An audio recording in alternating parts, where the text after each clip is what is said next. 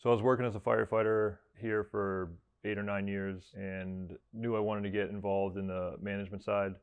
I always took it personal about the customer service side and doing things professionally. And even if it came down to, doing forms, printing forms properly, I used to hang up bad examples of printed forms that were printed sideways and thought that, we got to look professional, be professional, earn respect through inspections and, reports and everything. And I always took it upon myself. When I had the opportunity to become an acting lieutenant, I really kind of had an opportunity or a soapbox to kind of clean up the office side of the fire department. We like to respond to calls. We don't like to come back and do paperwork. But I thought that the paperwork side would be more of, where we can show our professionalism. What makes me nervous is dropping the ball for the crew and not getting them the equipment they need, on my end of it. The other thing that makes me nervous is liability in terms of management, record keeping, and making sure that the equipment we use is safe and up to the standards. Knowing the intricacies of all the rules and liabilities that go along with fire alarm apparatus, training, documentation, annual maintenance, and not being able to, record that.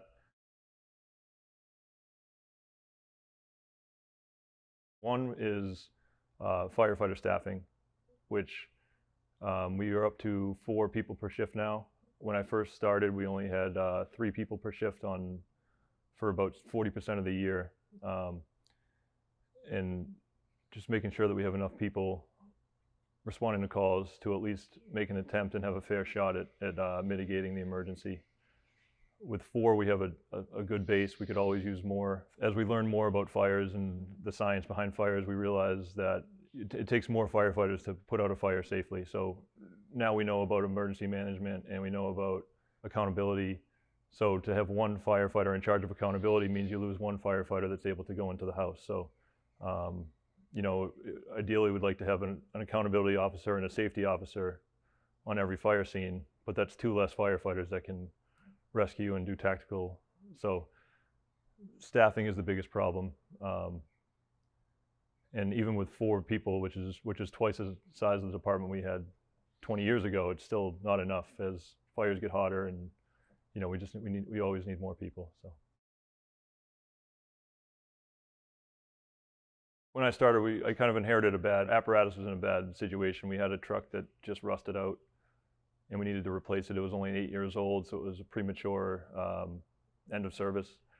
So we were stuck in a jam. We had a 20-year-old truck front line, and we had to build confidence with the town that we had a plan going forward and we wouldn't let this happen again. So that actually came down to keeping good records and proving that we had a new maintenance system that was going to be quantitative, that we could show to the capital committee and say, this is what we've done, this is what we're doing now, and this is what we're going to use going forward to do better recording maintenance and inspections and services that get done to the trucks. And it really built confidence among the people making the decisions. We'd be able to take care of our equipment going forward. We were lucky enough to get a new engine to replace the engine that went out of service. We used that as a cornerstone to build a 25-year plan with apparatus, alongside the promise that we're going to keep better records and maintain our apparatus going forward, and try to get back on a cycle where it's more predictable, and that we can say within a 10-year window that we need a new fire truck in 10 years rather than we need one in next year. I think the public understands the challenges in the fire service after they've used our services.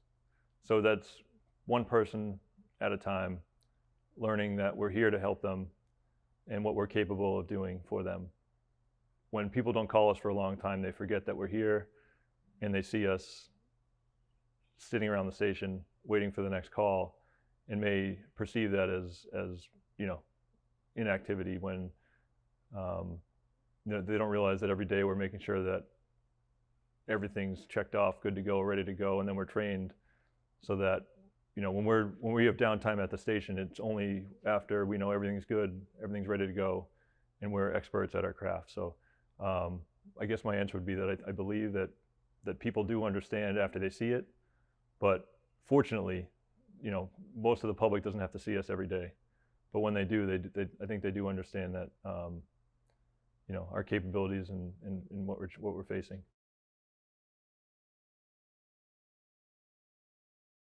I would say that the Lincoln Fire Department is progressing. I think we came from an old school mentality of all the people that worked in town would report to the station. Now we are, the price to live in this town has outpriced the money we make as firefighters. So we've had to kind of regroup. So we have 4 engines right now, which are costly to maintain. And I think that was a call department mentality, was to have multiple engines for callback crews. Now we're realizing that, as fires are getting hotter and burning quicker, we need people on scene faster. And I think that's why we need more people on duty, less callback, more mutual aid. And thanks to the town last year, we were able to increase our manpower by 1, just through the ability to fill vacant shifts where we didn't have the funding to do that previously. So I think we took a big step in the right direction, and I hope we're going to progress further as time goes on.